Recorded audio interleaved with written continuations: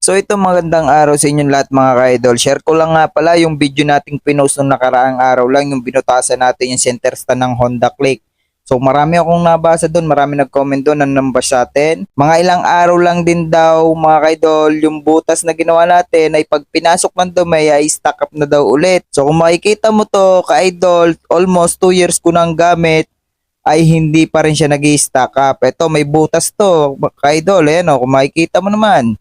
Malalaki pa ang butas niyan pero ang daming dumi, bakit hindi siya stock up? Kaya malabo mag-stock up to ka-idol, kahit pa putik, maraming putik ang pumasok dyan, hindi to mag-stock up, makipagpustahan pa ako sa iyo.